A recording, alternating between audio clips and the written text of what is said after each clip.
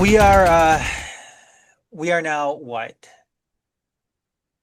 3 days, 2 days out from the USL championship championship game. I don't know how that quite works. Yeah, USL championship game. There we go. Right, right, Um, right. between Tulsa and Pittsburgh taking in penalties, and here we are left with a champion in USL championship, Sean, the Pittsburgh Riverhounds, who beat us in a penalty shootout. Well, who drew Um, us and then advanced in a penalty shootout? yes. But anyways, USL season is finally done. Here we are, another episode of Make City Make Spence. I am Adam Hernandez, and with me, always Sean Spence, who I don't know if you want me to say this or not, but I'm going to do it anyway, who just celebrated a birthday I did. last Friday. So happy belated birthday, Sean. How you doing tonight? I'm okay. I'm not feeling super great. And I don't really know why. I've just had a headache all day, but maybe it's contemplating the off season that City are facing. I don't know. I was just having like sympathetic headache. Um, so yeah, let's get into it. We're at the point of the season where the season's over. We're turning the page on 25, and we're this is the nature of the thing. Like you just immediately start planning for the next year. I was gonna Uh, say, like, yeah, you kind of wait for the roster announcements to drop, Sean, and they drop just in time for tonight's recording. So, and that's something I was nervous about. I'm like, oh my God, we're gonna do that. We're gonna record on Monday, and they're gonna fucking drop like on Tuesday morning. But lo and right, they're behold, gonna drop before the episode even comes out. yes. Like, But lo and obscene. behold, we got roster updates tonight, Sean. Do you want me to? I'll go. How about I go through and I read through them first, and then we can discuss them. Um, so following players returning to Detroit City, as part of their contract, they're already signed, sealed, and delivered for this upcoming season. Devin Amumensa, Michael Bryant, Joe, Carlos Herrera, Ben Morris, um, Polisi is on here as well. Carlos Saldana, Darren Smith, Shane Wheat, Reese Williams. Um, as it was announced the other day, Connor Rutz signed an extension, so he will be back next year. Yep. And the club exercised the option on Haruki Yamazaki. Um, remaining on the club on a USL Academy contract is Bilal Obdid. And then out of contract and in talks to return is Jassiel Cedeno, Ates Diaf, Kobe Hernandez Foster, Ryan Williams, and then the departing players, Jay Chapman, Dom Gasso, Sebastian Guanzati, who was announced as returning to the Cosmos, uh, Tatenda Makruva, Matt Sheldon, who announced his retirement, Alex Villanueva was at the end of his contract. They just signed not to renew it. And then Jordan Abadeo Smith and Isaiah LaFleur, who were at the end of their loan terms or period. And that's it. I mean, it sounds like I mean that's the initial roster right now. Those are the initial moves as of right now, Sean, Right. without a sporting director. And what immediately caught your eye? Any surprises? Any Um, is this what you expected? What do you think of all of this so far that dropped today? yeah, the surprise to me was that Kobe Hernandez Foster is listed as being out of contract, Mhm. because yeah, when we signed him, I went and looked up the original signing stuff from Birmingham, because you typically somebody will drop the contract length in there, and everywhere I saw it mentioned, his contract had a team option year on it. So, and that's that's what Transfermarkt says. That's what the the signing announcement from Birmingham when he arrived there indicated. So, what I'm guessing is happening is Kobe's like either that was all wrong.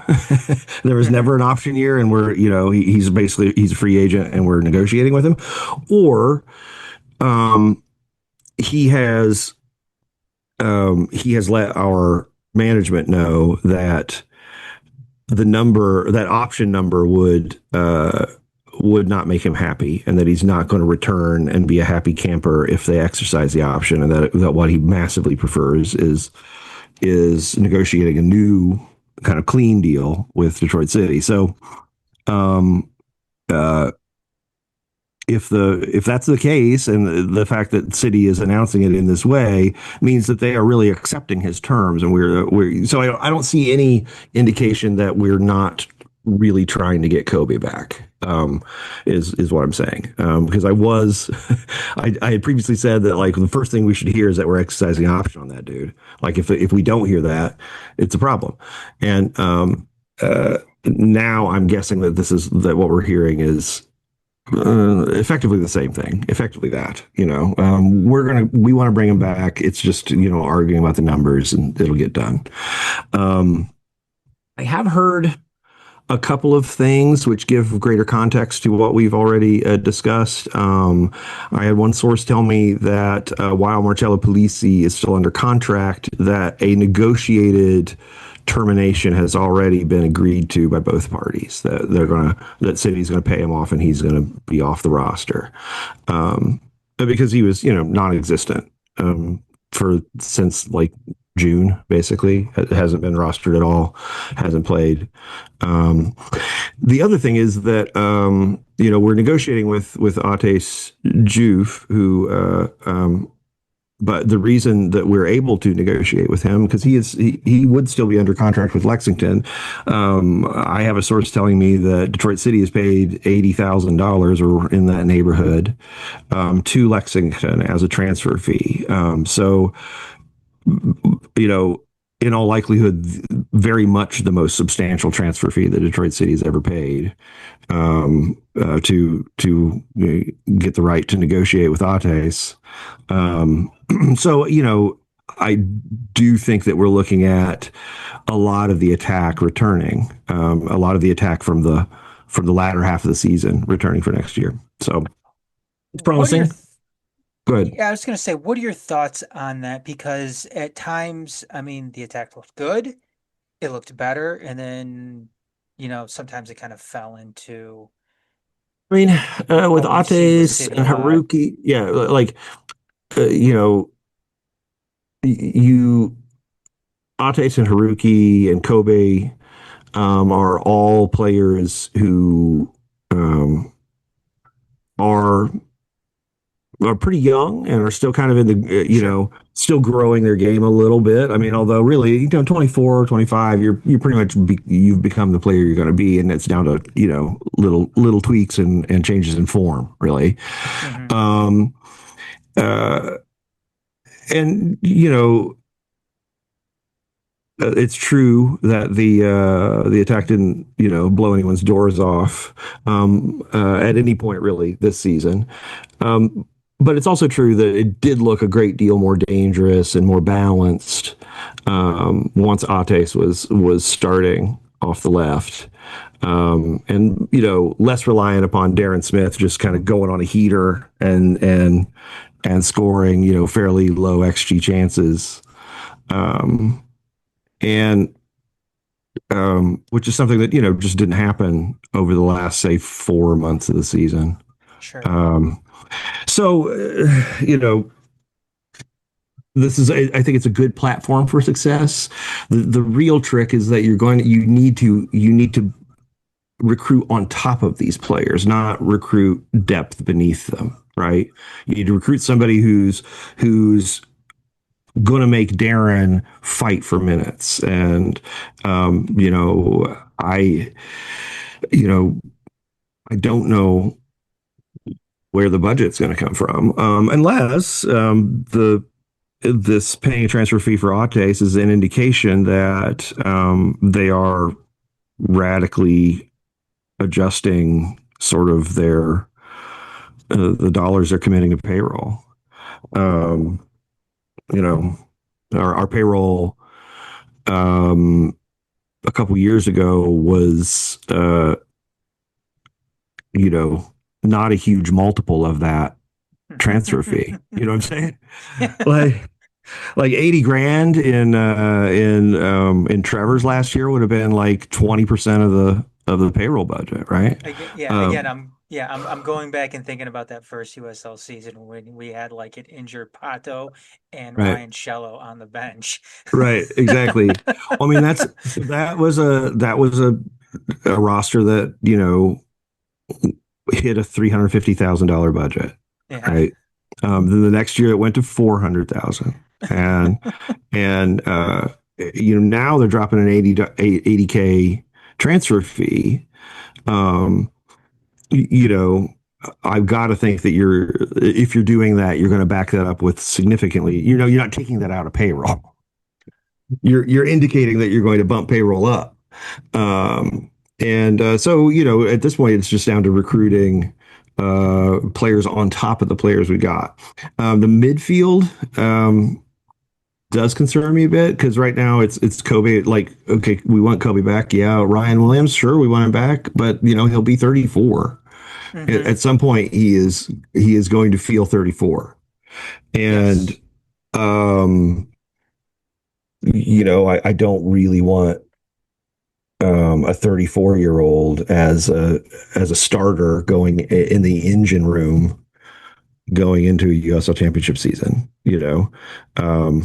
And that's not to disparage Ryan in any way. Like it's it's just to maybe disparage the idea that that would be an acceptable um, solution for our Hmm. front office. I hope that they are looking at him as, quality depth and not like a guy who's going to come in and start all these matches again. I mean, I he started 20 matches for us. Yeah, and that seemed like entirely too many. I mean, it seemed like Ryan seems like he has a purpose, and I use that term a lot when I'm talking about a guy like Connor or a guy like Ryan Williams. It does seem like he has a purpose in this league and on this team, but I'm with you. I don't know about a guy his age, especially heading into next season, starting as many games as he did. That just seems like a recipe for disaster, Right. especially if it's not for certain that Kobe Hernandez Foster is going to be coming back next season. Um, which I mean, obviously we saw this past year, things kind of turned around for the better when Kobe was brought on board. He kind of filled that massive need that, in the Right. midfield that we were missing when Maxi left, and then when Jope, was never really, able to get fit this year coming Yeah. back from injury. So Yeah. Yeah. Lie actually being healthy would solve some of these problems and would sure. make the midfield recruitment a lot less fraught. But I think at this point, that's something we have to assume is a wish and not a plan. Um, Ben is signed for next year. Probably won't be healthy until the middle of the summer, and then we'll spend the rest of the year getting fit. Probably, you know Yeah. what I'm saying? Like I don't see how he's going to contribute hugely coming off of his Yeah. third major, ligament tear in his knee. I think he's done one knee twice and the other one once now. So at least it's not all one knee. Um, but dude, and then the final guy that we're negotiating with is Jesse L, who I think I've put my hesitation out there. Like again with Jesse L, he's a guy I love his effort. I love his self belief and his willingness to throw himself into it. But too often we have seen all of that self belief just sort of vanish like you know like fog if the sun comes up. Hmm. As soon as somebody like a little more physically dominant gets near him, and it's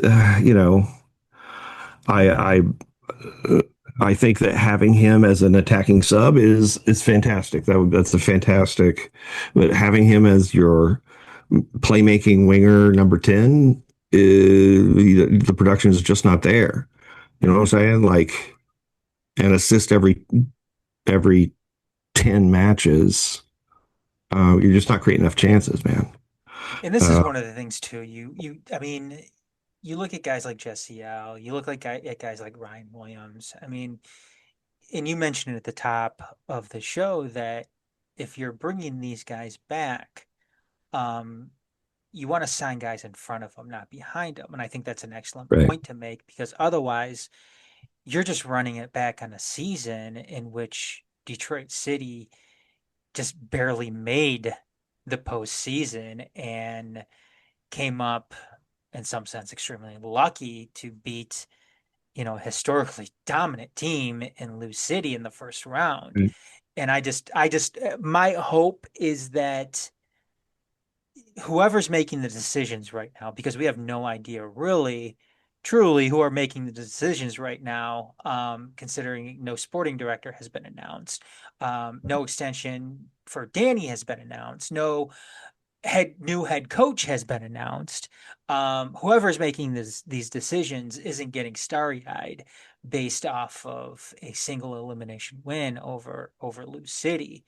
Um, that's my Yeah, hope right now. I mean, I understand that concern, and if I thought that was possibly what was going on, I would be I would be extremely alarmed. Um, but like I've been doing this, close observation of a single club thing for a couple decades now, Mhm. um, and this is far from the most baffling off-season beginning that I've like. This is pretty. All of these moves pretty much make sense, with the caveats that I've already, there's none of these moves that I'm looking at and going, man, what the fuck? No, in all That's just fairness too, crazy. Yeah, yeah, yeah. in all Sorry. fairness too, Sean. No, I will just say, for the most part, I think that they're making the right moves here. You want to hear, I mean, if Kobe Hernandez Foster isn't, um, you want to hear that they are negotiating with him to bring him back next year. You want to hear that they are, paying a massive transfer fee for, to bring back Ates. Yeah. You want to hear that, okay, they're making a guy like Polisi, um, go away.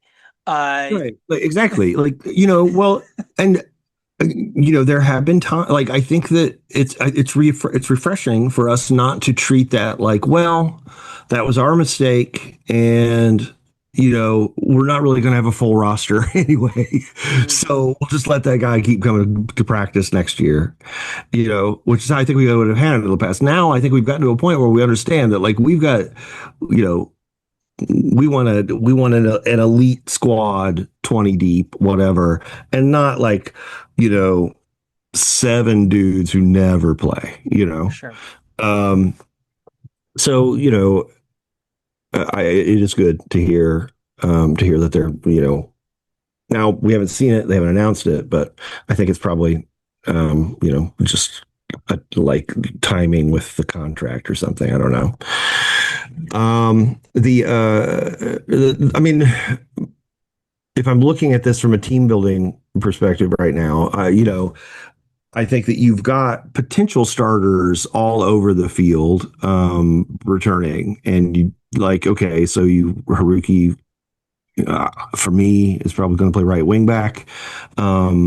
You've got you're negotiating with Kobe, you're negotiating with Ryan. That's your starting midfield. Um, you've got Ates and Darren, and you're negotiating with Ates, you're negotiating with Jesse L, you're negotiating with Darren. That was your starting attack. There's no wingbacks. There's no left wingbacks at all. You've cut both of them. Isaiah, you had to let. I think he's out of contract with the union, um, and we might be seeing him. We could, if that's the case, we could see him back. I would 100% bring him back too. Exactly. Yeah. I mean, if he's a free agent looking for a deal, absolutely. Like, let's Yeah. we've already kicked the tires. Like, we should just negotiate with him. Letting Alex go was a little surprising to me. Yeah, and I was going to ask you about some of these guys who they're not bringing back as announced. Maybe which one was some of the more standout-ish ones for Well, you. I mean, Alex was the one that really surprised me. Like, I just kind of assumed that we would re-sign Alex, because he's pretty young. I think he's 20. I think he turned 23 this year. Mhm. And he's got a lot of experience in the league, and he's been very good for us. I just, I think that we were playing a lot more. Um, I think he likes to. He struggled with a balance this year for some reason, in a way that he really hadn't seemed to struggle with it previously, with the balance of basically having to defend a lot, a lot, a lot. And he's not the world's quickest dude, so he can get beaten just purely for pace, and that's rough when you're a left wing back, because that means you're up against every right winger in the league, which is where you tend to put like a burner who doesn't have a ton of game, but who can get behind a guy and roll the ball across goal. Um, and we saw that happening to Alex a lot, at various times. So um, what worries me is that I'm worried that what was also going on is that we've really never there's never been any refutation of the players don't vibe with Danny um idea. All that's happened is the club has closed ranks on its supporters. Effectively, Mhm. I mean, I can't talk to Stevie right now, because uh, he's been threatened that if he speaks to us and they discover it, that they will consider it, a breach of his contract. Um, um, Now, it is difficult to uh, it's difficult to hold in your mind the gulf between that approach to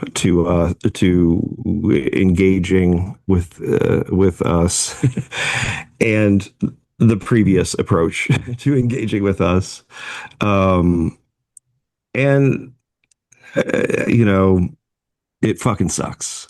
It just fucking sucks. And I think that, if you are listening to my voice and you don't like that, like, you need to tell the club that you don't appreciate them telling the players not to speak to media or to Mhm. only go through like that kind of like grasping control.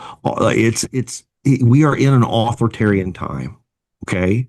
It is important that if you are not it is important that we don't immediately just adopt every horrible aspect of the time and just kind of shrug our shoulders and go, what can we do? Because it really, this is where it looks like the money are making the decisions, right? This is where it's someone going, well, I mean, what could we possibly gain from this? Nothing. You know what I mean? All right. I'll tell you what you can possibly gain is trust and belief. Two things you are losing minute by minute as you can start to kind of deal with us in weirdly autocratic ways. Mhm. It's not cool, man. No, it's you it's know, not. and um, you know, I I don't expect that they're going to change their attitude toward me specifically, um, that much. and that's, okay, it is what it is. But I really want them to get over this thing where for okay, I don't know if you guys know this, but like, for a long time, um, Adam and Garrett would be at matches and trying to do post game content, and the club would just not make Danny available. Right? They just shielded him from supporter obligations of any kind. Like now, you could say, all right, well, that's not part of what he's only going to speak to professional media or whatever. Well, unfortunately, there's no professional media at these games a lot of times that isn't, something the club is owns. You know what I mean? Like they're there just like doing their broadcast. There's no other journalists around. I know. Um, Yeah, and I know and like so because I've if you're not engaging with the supporter journalist, you're just like telling you're just not getting your story told anywhere. And then you're like, wow, I don't, like growth is so hard to come by. Like, bro, okay, I will. You are at the harder part of the curve, right? I get it. You're at the part of the climb where it's pretty steep to get every little, you know, uh, every little win, but it doesn't feel like you're trying, you know? I know the hardest part with Danny was because I was able to talk to him um after matches, and I put some of those recordings up where I've talked to. The hardest thing with Danny, um, because I know for the longest time Garrett and I were trying to do like a sit down interview like this Right. with him, and we were never able to get that, like never. Um, and I don't know why, but apparently I don't know if what we were hearing is the club was having problems trying to sit him down and do some of their media stuff. I don't know if that was true or not, but that was like one of the biggest things. And then, yeah, obviously trying to speak with Well, the I mean, players. it's like it's another indication that Danny has outsized power within the organization, like inexplicably. Like he's shielded from doing shit he doesn't want to do. If he doesn't want to do it, he just doesn't do it. You don't want to do supporter media? Okay, cool. Then, fine. Well, the club is not it has like is like please tell us, sir, what we can expect from you, and Mhm. we'll just be so glad. Like I don't it, you know I don't get the dynamic that's happening there. I don't understand. Um, you know, like, is every successive manager going to do less and less? Like, are we just going to get to the point now where, like two managers down the road, where they don't speak to anyone ever? They issue statements, through the PR apparatus or something. Like, But I mean, this might be a good segue, Sean, because I want to, and I, I know there's another thing that we wanted to get to before we got to this portion of the show, but this is a good segue to this other, to what else we were going to talk about tonight. And that was what you wrote about in the latest Words About Shapes, which dropped last week. Was it last week, last yeah. week? Yeah, last week. And it was making all sorts of noise. I don't know if you know this or not, Sean, but it caused a stir amongst supporters. And um last week as well, there was an owners meeting that dropped. In the and what you're discussing in the Words About Shapes article was, and I don't want to put words in your mouth, no pun Right. intended, but Right. you're discussing, control of the team. And I'll word it like that, control of the team changing hands. Right.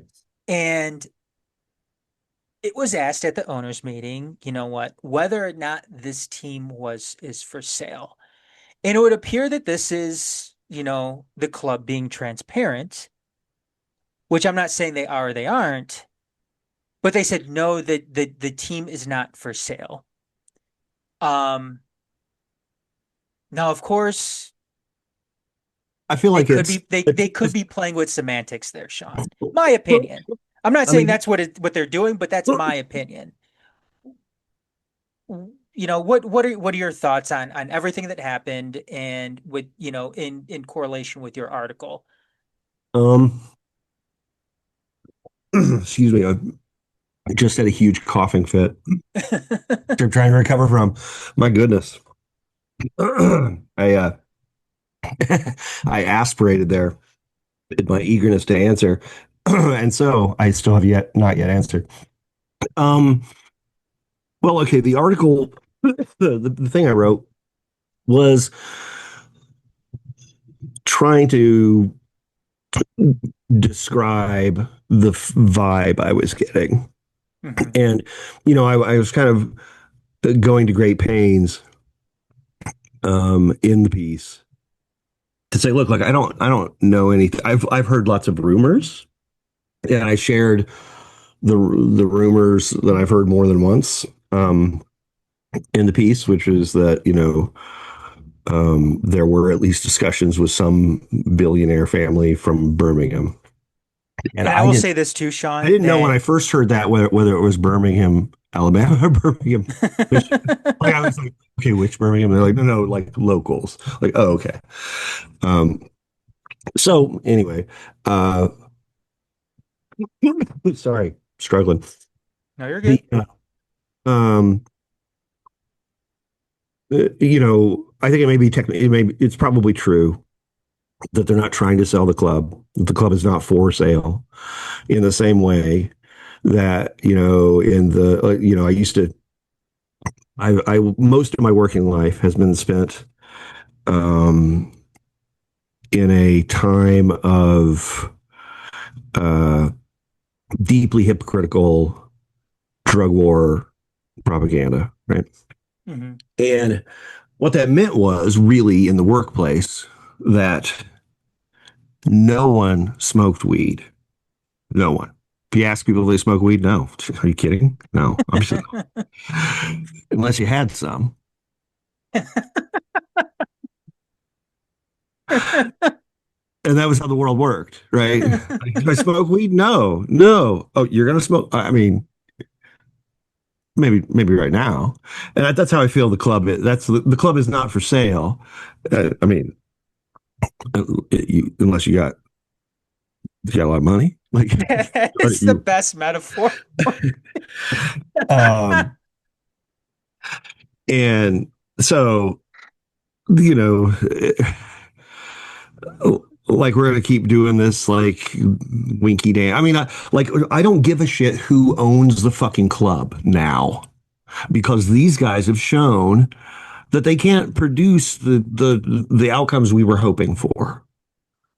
You know, like I would say for me that the massive rejection of the modern iteration of this football team by all the leadership of its most diehard supporter groups from its earlier days should at some level give a thinking person pause, right? Like even if you know nothing about the situation, if you know that like that fact, then at some level you're going to at least go right. um and I just what I want is for this club to be a net positive in its community and for it to be an excellent place to work for the players and the staff. And it has never been the former. Um, and I think those gentlemen need to look in the mirror and ask them, and like it just feels like we're at that point with the Professor Skinner meme. It's like, no, it's every employee who is wrong. Like, okay. and it's not every employee. Okay, I'm being hyperbolic.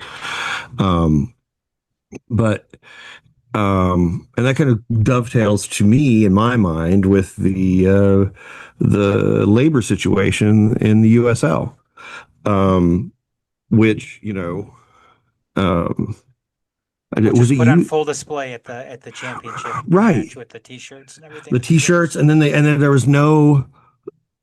there was no like post game like hype barrage. Yep. There wasn't a big arch and again confetti cannons and a lift. It was just like, here's your trophy. Yep. And the Players Association is So alleging petty. right now that the league did that on purpose So that's what I'm saying. because Like, it's of kind of like it's like like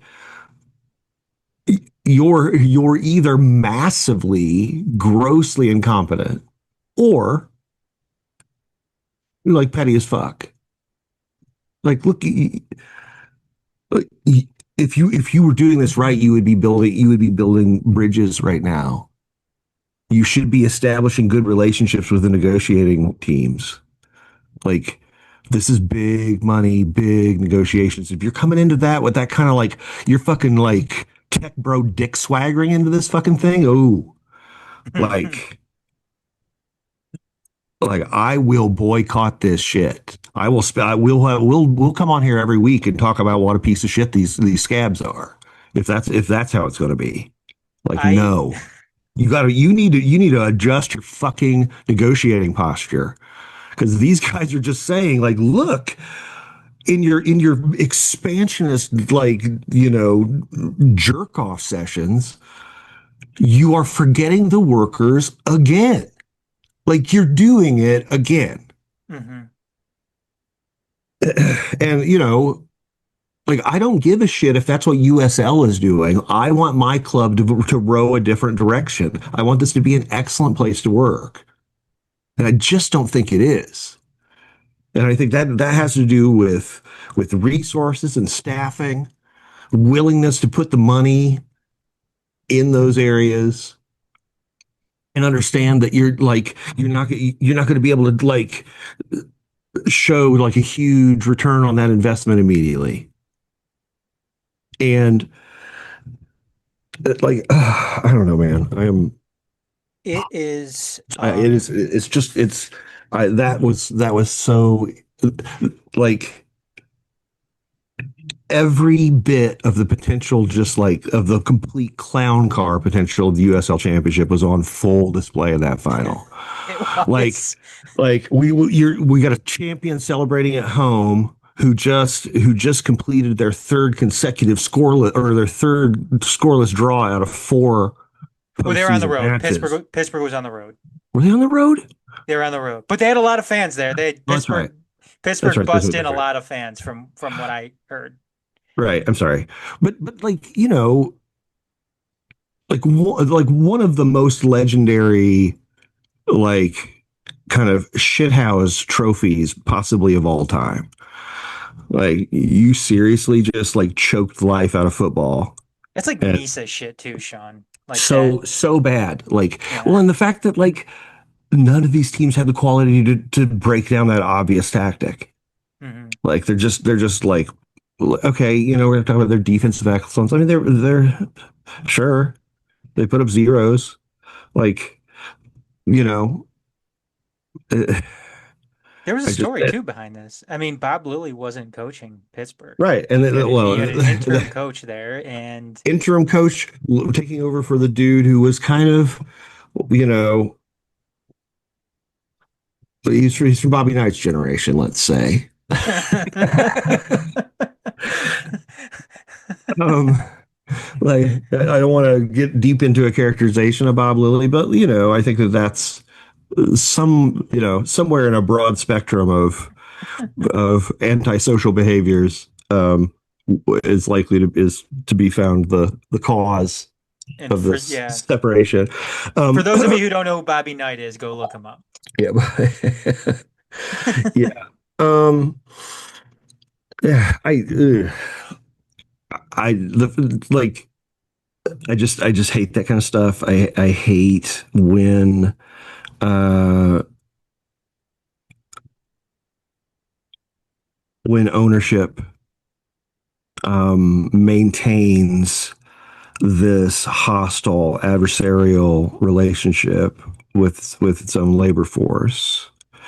And I see it everywhere. It's endemic in American society that the tragic understanding of most business owners is that the way to make money is to cut payroll to the bone. Hmm. And the fact that there's, it feels like it's just a shared delusion, right? There's so many counterexamples out there, but we keep having these fights, and it's like I feel like in the mature like relationships in the big sports in the United States, and I'm talking about the NFL, I'm talking about the NBA. Um, you get a better understanding of what's at stake there. These leagues have long ago, especially the NBA, have kind of like there's lots of acrimony, and they'll push each other like crazy because every tenth of a point is like so much money. Um, but at the end of the day, I understand that like, look, the idea that we could, you know, just shut this down and it'll be fine. Like we've proven it's not fine, especially if you're a sport that's on the fringes a little bit. And I think second division professional football is still a little fringy. Oh, absolutely. Um, Absolutely. 100%. and you know, a work stoppage where the players start telling their stories about the facilities and the travel and um, the level of expectations from clubs. Um, it won't be good for USL's ambitions. Like that feels to me like right now you're trying to establish this premier thing, and you've got this labor dispute looming. Like this really is one where you need to have like you need to be ready to just solve this. You can't let this turn into like acrimony because and it's going to cost you money. And Hmm. so accept that, build that into your calculations in some way. You know, you're going to have to push back on the expectations of you know vulture capital. Um, and maybe that's what's really happening here. Is they just don't have any ability to do that. And that's what I'm afraid of for my team. That's what I'm afraid of for the club, right? That they're just going to gradually, our guys are like, no, we're still in charge, and that they're just going to eventually be, you know, 18% of the actual voting shares, and um, left in, left as sort of figureheads in like, in jobs, while the true course of the club is decided by, you know, venture capital. I know that, in the past there's the persona surrounding the club that they were this, kind of plunky, independent, lower league club in the United States that, um, garnered a lot of attention because of the supporters and, um, some of the stories surrounding, the other stories surrounding the club, whether it be, their move out of Cass into Keyworth and, the efforts that took, some of the big, highlighted wins that they've had over the course of, of their time since their inception back in 2012. Even the story from, the incarnation of them, being kind of like this community pickup team in some sense, morphing into this, professional club that we see now. Um, do you think it's time for them to kind of, I know this may not be popular with some people. Um, But do you think it's, do you think it's time for them to start, I don't want to say graduating, but I losing that mean, persona as the I plucky don't. club because Yeah, yeah. considering Well, I mean, considering where they're not going right now, because that's not where they're intending to go, it seems like right now. I mean, they're not intending to be that small independent club anymore that right. is it seems like they are trying to be that big time club while also trying to hold on to I mean, I'm maybe sure some that of the their argument would be that this is just the nature of the environment right now. Like, there's no other Mhm. way to be, and be able to swing these capital projects um, and in fact, and absorb the losses that they're taking on because, if they were still the owners, you know, because I understand it, like what did we lose, like 3 million last year? Excuse me, 3 or 4, and I think we're on track to lose in like this, like as what I'm hearing is like 6 million this year. Mhm. Lose $6 million, right? Like, well, Sean Todd, Alex, they don't have $6 million to just like lose. Yeah. You know what I'm Yeah. saying? So, like, yeah, we had to, like, if we're gonna run these deficits, like, we need deep pocketed, kind of benefactors. And it's like being uh, like, I don't know. I'm just. It feels like we're constantly you're having to kind of constantly negotiate with vampires and not somehow get into a deal where they control you and everything. Um, you Well, know, speaking metaphorically. well, does this deal that you're hearing with Atez, does that lead you to believe? I mean, 80, that My that guess is price that tag, I mean, does my that does guess that is lead that you to there believe are. that yeah, that they have somebody else on Well, or my they're guess is what's happened is that they have brought on a couple different rafts of investment, Mhm. which has been like, groups led by people.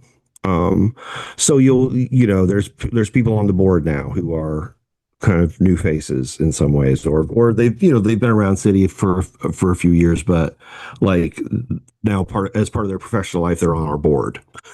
you know, Yes, because they're running, they're there to make sure the capital projects go right for this group or that group, and then you've got the people who are in that group that they represent, right? Um, who are, these are very high net worth individuals, right? These are sure. people with a lot of money. So we've got this whole tranche of sort of new supporters.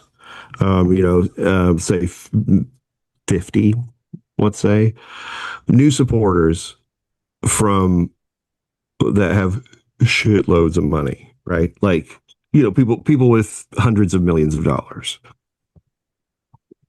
And what I suspect is happening is they're going, look, we'll just make a funding call. Like, we'll just kick it around here, like, don't worry about it. We'll make you whole. Or we'll allow you to borrow against like, there's a lot of ways to set up that kind of revolving debt situation, um to allow um like a daily operations to just not even really get stressed about money, right? That is what I'm guessing is happening, is that they're setting up some kind of, you know um uh trust, that is buoying their ability to um, that they can borrow against, and that buoys their ability to absorb losses as long as they have, kind of the approval of the people holding the note. You know what I'm saying? Yeah. So, I mean, if that's the case, then it's the thing we talked about like a couple years ago, where it's like, well, I think when people heard about when they learned Shrek and Ghost's the name. I mean, they're like, why isn't he put? Why don't we should go buy some players, you know? Which is, I get, mad respect to the soccer fanatics whose response to every uh, situation is we should buy some players. I think Buy some players. it's it's always fun. Um, As you have front office staff members doing like three different jobs. right, right, right. Um, well, the way you can justify buying players because there are the route to great success in football is through great success on the pitch. Sure. Yes. So there's always kind of that argument that like, look, man, like this will increase the value of the investment. like, and the problem is I can see it right now is if we're spending, you know, a bunch more on payroll, um, why are we letting Danny alienate so much of it? And are we if we're going to jump up in payroll, like because we need to we're going to have to sign center backs. We haven't signed center backs since we joined the league. Like we signed Shane Wheat this year, um, uh, and that was like, oh my god, a center back, and we're gonna need another one. We're gonna need to, you know, we're gonna need to bring some quality players in, and I am I'm worried that that unless Danny's tendency to my new theory that I shared I think last week is that I think he's one of those guys who was brought up in a deeply repressive way, and so the way he doesn't when he experience like he's got that anger as a masking emotion thing happening. So anything that makes him feel any kind of way, it's like no, that isn't how he feels. How he feels is angry, and then he represses that, and then he takes it out on the person who made him feel that way. and I don't want to say I've known dudes like that, but I've absolutely known dudes like that. And so that's my working theory of the psychology of Danny in the doghouse. And the thing Um, is too with Danny is, I mean, nothing has been announced, nothing has been confirmed with him. right, Um, I right. mean, For we're hearing reports of a multi-year deal yeah, being 3 years is what negotiated. I'm hearing. Yeah, 3 years. yeah. Like what? I do not understand how Trevor's performance was so galling that it warranted like the demotion and then the abrupt firing.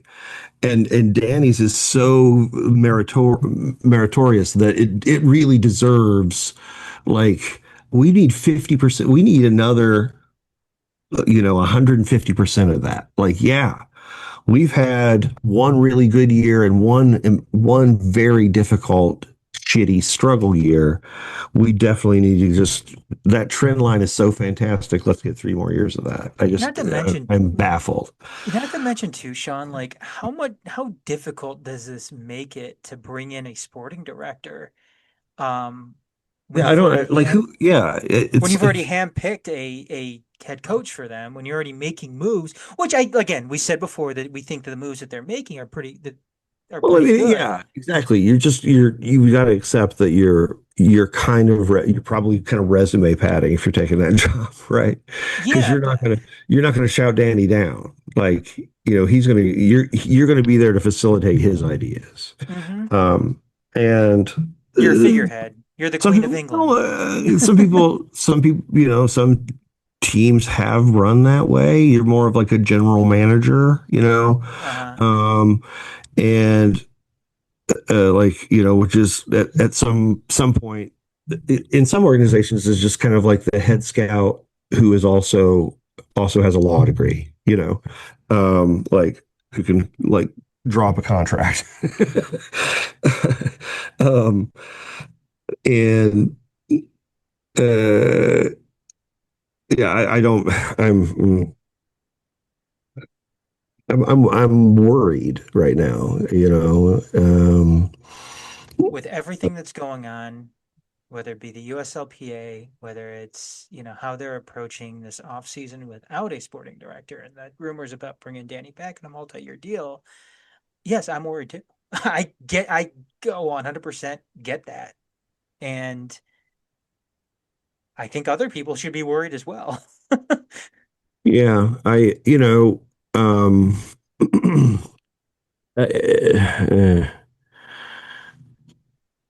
I at this point, really, what I hope is that we kind of come out the other end of um, whatever secret they're needing to be like weird and silent about, and they'll be able to, speak a little more freely, and it will all make sense. You know what I'm Yeah, saying? that's What my hope I'm too. Because if this is just how it is going forward, like that is a that is a deep bummer. It's Um, it's it's it's hard. Yes, it is a bummer, and I think it's going to be hard to retain fans and support in well, some sense. I think they're going to find. Um, I think it.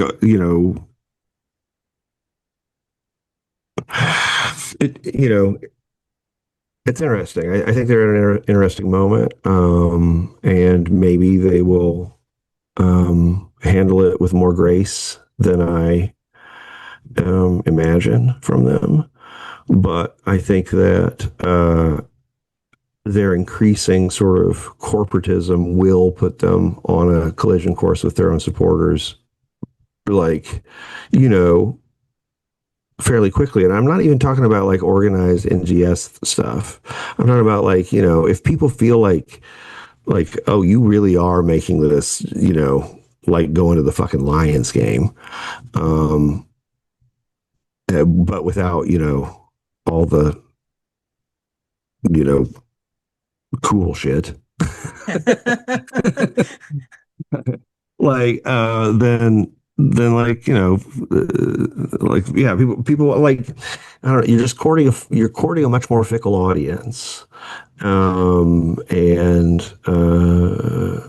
you know I don't know, I worry that they'll look back on these couple years and feel like, yeah, we kind of fumbled that, we took our eye off the ball there. Yeah. um but Well, um sorry. yeah. But No, no, okay, let's no, talk. Let's talk a little bit about Mr. Stevie Carroll, because sure. Um, I'm tired of feeling sad.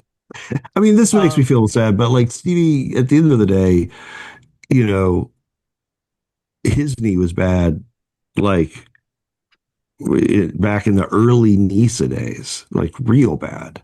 I think he hurt it in 2018, 2019. And you know, so the fact that honestly, if you told me back then that he played through 2025, I would have been shocked. Like, holy shit, like, that's like wow. Because that's I really kind of thought he might be done in the fall of 2019 when, like, you know he just had, like, or was it 2020? Like, it was just, he couldn't move. He's playing on one leg. Like his the other leg is sort of like it's like a floppy fake leg from a joke thing, like he's just got floppy leg. And he's somehow playing center back, and like, bringing the floppy leg to bear occasionally. Like, what? How is this happening?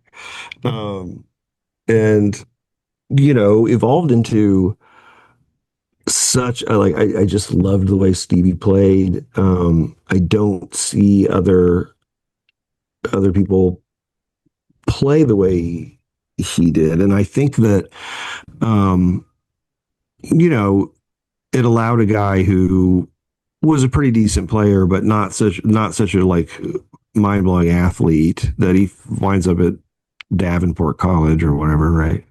Hmm. Um, um, and comes over here to see America and finish a college degree and does those things and winds up sticking at Detroit City and meeting his wife and becoming the captain of the team as they go pro and making that jump. I remember um, talking to Trev when he first came here. We had talked a little bit when he interviewed and stuff, but then when he came back to the clubhouse to on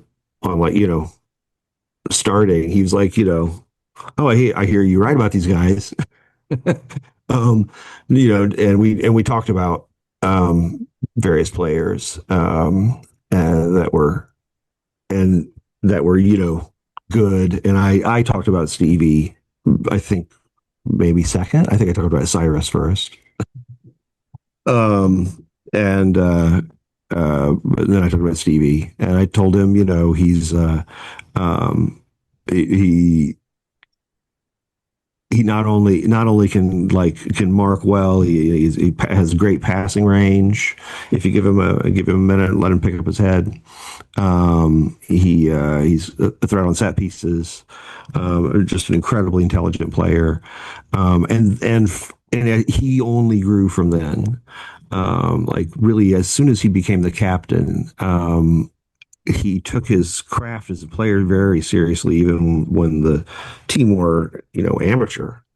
Um, and um, in his later years, he needed all that craft because he was pretty quick over, three paces. He could really kind of explode for short bursts, which is all you need as a defender. He could go from the top of the penalty area to the byline, um, you know, very quickly in need.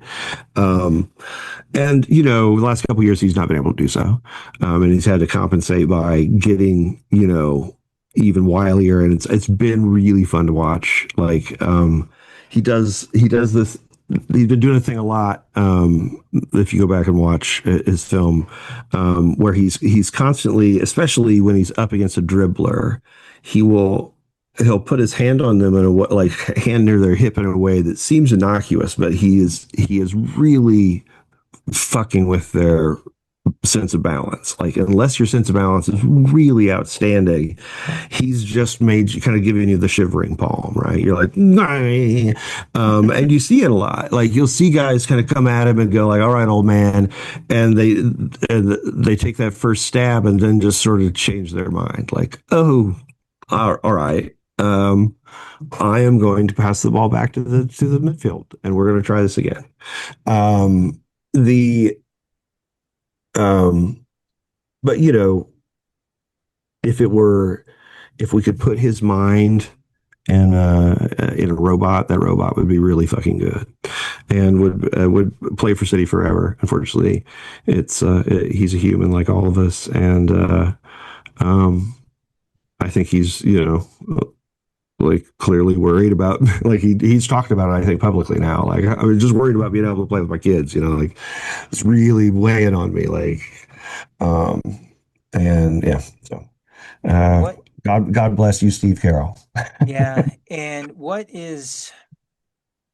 sucks about this, Sean, like, is I'm looking at this from just like a Detroit sports fan's like general perspective.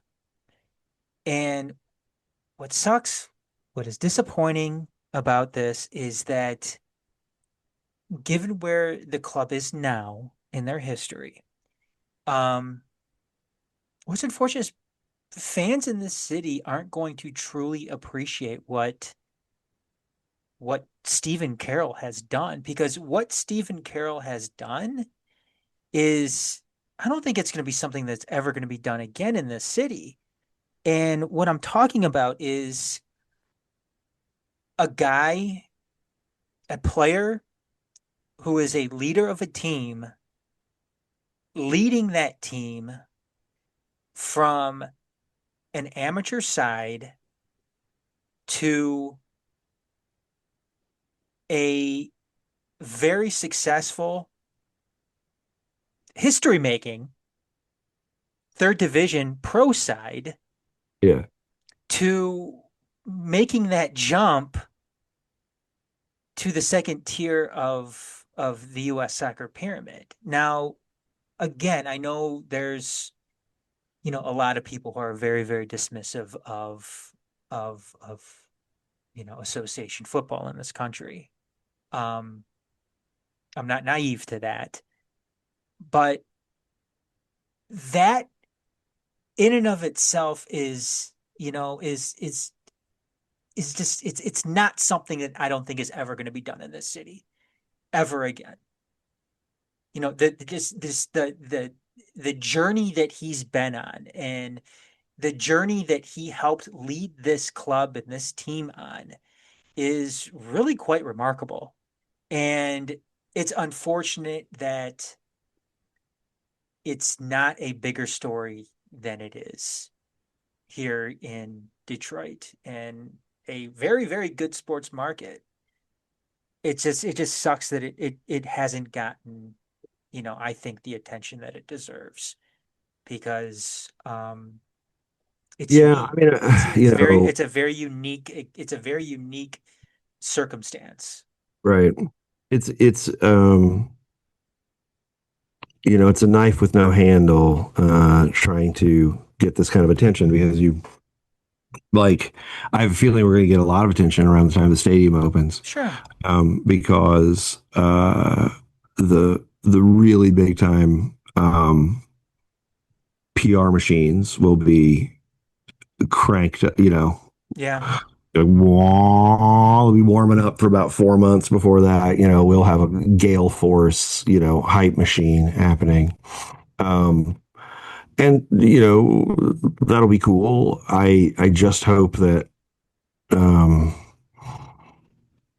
I hope they're doing something to address the day to day reality of working for Detroit City Football Club, and make it a place that you know people aren't so fucking eager to escape.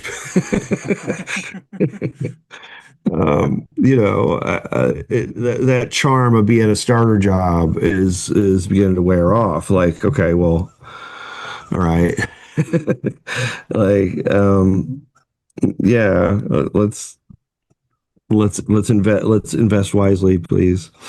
Um, I guess me selfishly was just hoping he would be able to make it to the new stadium, because I think that story, that Stephen Carroll story, would have been amplified more with the new stadium and him being the captain of that team. But again, I completely understand, yeah, I think his I think he position, was why he did it. right. I think he was feeling like, um, okay, so you're at the point of the career. Like, this is my guess, right? I Hmm. haven't talked to him clearly because that would be a violation of his contract. um, but what I'm guessing he was feeling like is like, okay, he's got the knee cleaned out. The pain is still there. It's not Hmm. feeling better. Um, and so what's your option? You're not going to get cleaned out again. You could take this whole, shut it down till the beginning of next year, take all that time off and hope it heals. But then you've really missed 6 months of playing at a point in your life where your body is deteriorating. Like, it's going to be very difficult to get back to rhythm and get up to the level. Yeah. Even if that works perfectly, and but next February, 20th, you're like, oh, I'm here, let's do this, and then you realize you're getting like ghosted by the high school kids, and you're like, oh, it happened. It happened. I got old while I took just a few months off. Sure. I think that was the fear that you know that seems like a pretty likely potential outcome, right? Like like 2017, like he's not going to get to no stadium. At some level, you just got to accept you're Moses. That's the promised land, or Yeah. whatever. You just ain't going in, bro. And he'll be there, like because he's he works for the club now. He's in the front office. I would be interested to see if I'm guaranteed that he's at least in the player evaluation meetings and the meetings about who they're trying to acquire and stuff like that. So Yeah, if he's helping make some of these decisions and who they're keeping and who they're, right, want to right, negotiate with, I applaud that. right. Well, yeah, I would I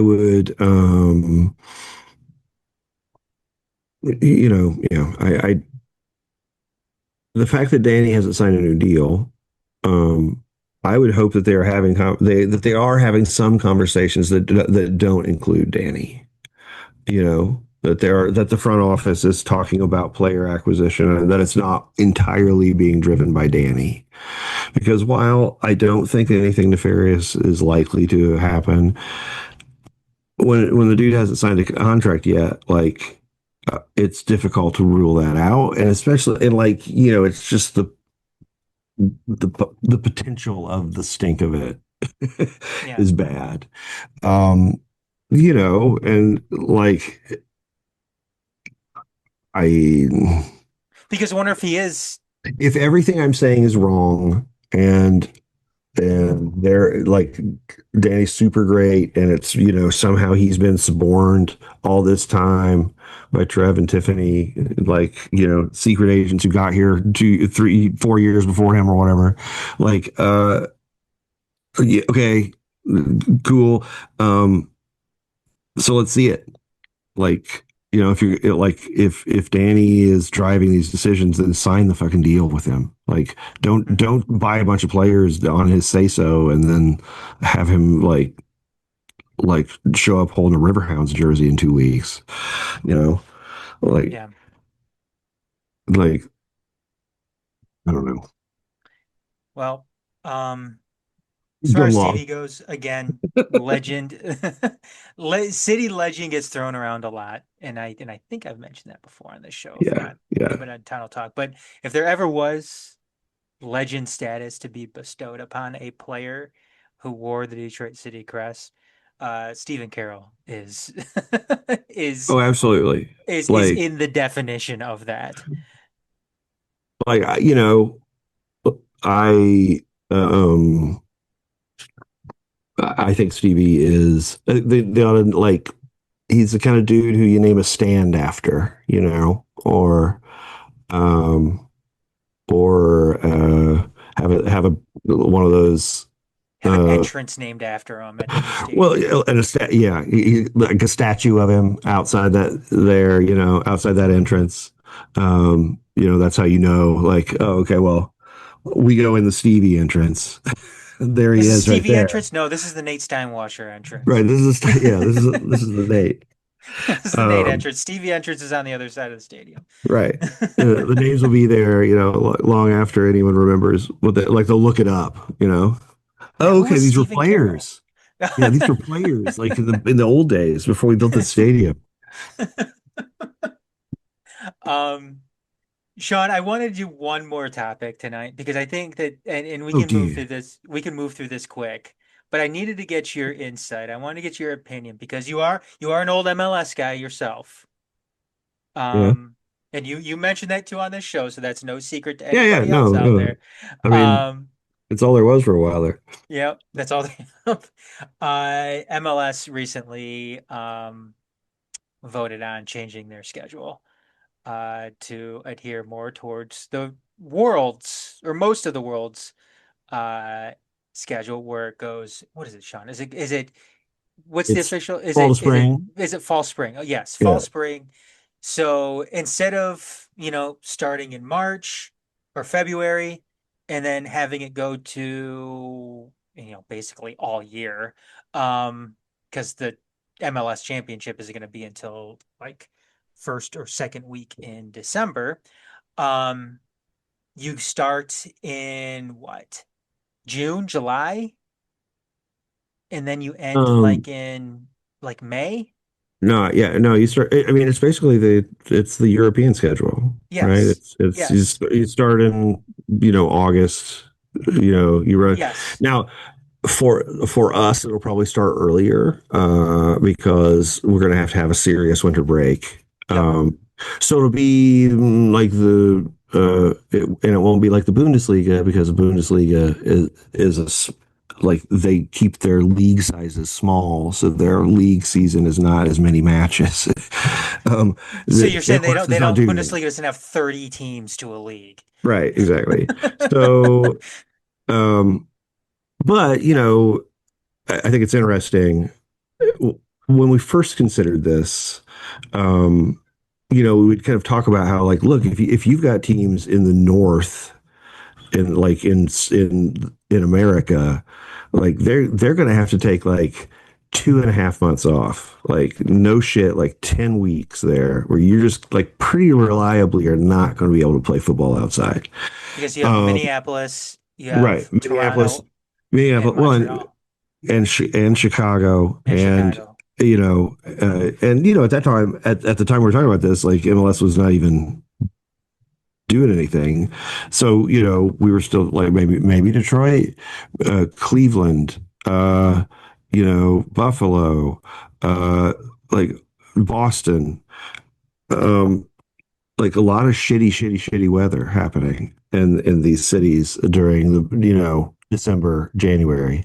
So just do the same thing Germany does, just take a break over the period, and then you get the advantages of adhering to the world schedule, which largely have to do with player arbitrage. MLS has decided to shift its focus to becoming a big intermediary market, to try to find, like, places that are under scouted and get talents and sell them into the world.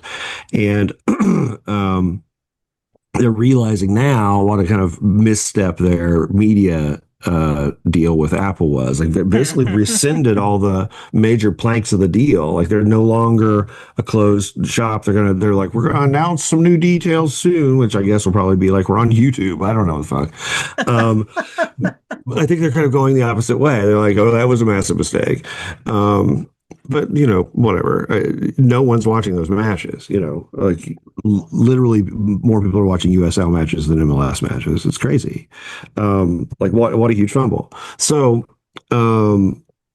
doing this will really kind of supercharge their ability to be like relevant in the international transfer markets.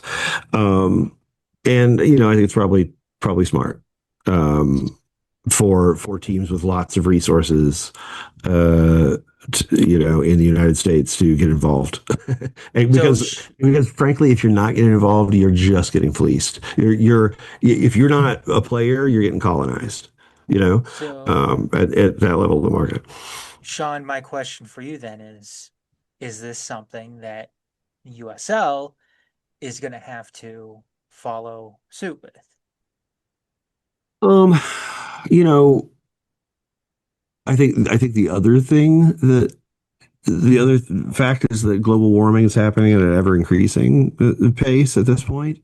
So the likelihood that the summer break will need to be the larger one, um, like, I think it does head that way for huge parts of the United States, like where it's like, yeah, Minnesota, it's rough in January, but have you been to Arizona in July? Like, you just not for humans, man. It's not for it. Like, it's going to be much less for humans as time goes on. So that's my guess, is that it's also kind of a quiet, like, insurance move to move some risk off of those summer hot months.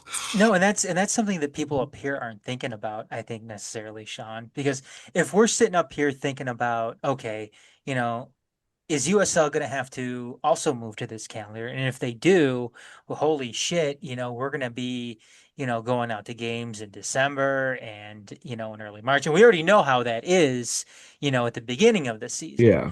Um, I don't think we're necessarily thinking about what it's like, the reality, because it happens of playing in Las Vegas, Phoenix, Right. um, Right. Orange County, Tampa, um, you know, during in July and August. You have to imagine that's got to be brutal. Even Texas, in San Oh my Antonio, God. Yeah. um, Yeah. El Paso. El Uh, Paso, it's got to be brutal. yeah. It's It's got to be so fucking hot. yeah, it's got to be absolutely brutal. And if you're if you're a league in this country, in the United States, you're not avoiding the extremes of weather.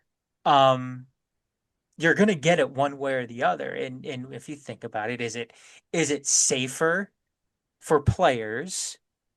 Not that I necessarily think that they have, given, USL's approach to this whole negotiating thing right now. Now, do I think they have, the players' well-being 100% in mind? No, I think they have more, how are we going to be able to capitalize off this more? Oh, it's awesome. Great. The players are also going to be, you know, it's going to be safer for the players as well. Okay, great. But, that's the question here is, you know, is it ultimately safer playing in December and late February in Minnesota than Yeah. it is playing in Phoenix in July and August? I'm guessing it's safer for the players to play in the cold and probably less safe for the mass of supporters. Yeah, That you're getting, I don't know, it's probably kind of a toss up, really. You're getting like heat stroke and shit like that in groups that are sitting around in a hot day, where you're getting, um, all kinds of cold related injuries and problems. yeah, Um, so it's kind of a toss up, I guess. It's probably cold is probably safer for the players, in that being able to, given the amount of exertion you're doing, it doesn't take a lot of fairly the shit we've got available now, fairly high tech, like breathable, you know um uh tech that we like wearable stuff that we have. um it wouldn't be that big a deal for them. yeah. The players on the bench would be the ones struggling, like trying to keep trying to go out there with feel like feet like blocks of ice, like just like, oh, I'm not And I'm warm sure enough. there'll be heaters. I'm sure there'll be Right. heaters. Yeah. I don't know. I'll be kind of looking forward to that CPL style, the weather that they had in their Yeah. championship Yeah, that match. I was don't know. crazy. That was great. That was very Um, Canadian. yeah, Yeah, I think, I keep thinking about like you see the Southern California boys on the team, when it gets really cold, they're just sitting there in those huge, the huge game day coats, like yeah. just like completely bundled. Like I remember Alex for one, where he wasn't starting, and he looked like he wasn't starting, and that he might have like been swapped out for like a homeless dude who just was the same size. He was like so bundled up, like I don't think you can see. Um, Crazy. I remember Ali Coot. We had and this is like I don't know what Ali Coot was thinking because it's not like he's from like some warm climate. I mean, he's from what? Was he Irish or Scottish? Uh, Either the, way. Either yeah. way. I mean, he's from the British Isles and it's not, I mean, that's not exactly a tropical environment, but We were doing we had the St. Patrick's Day, parade. Oh, Um, right.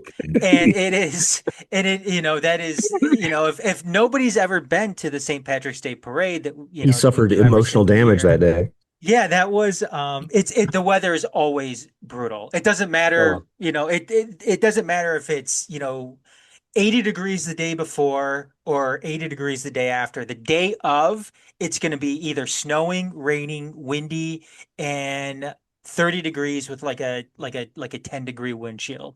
wow. Allie Coot shows up to this just wearing like his joggers, and he looked miserable. So Yeah, no shit.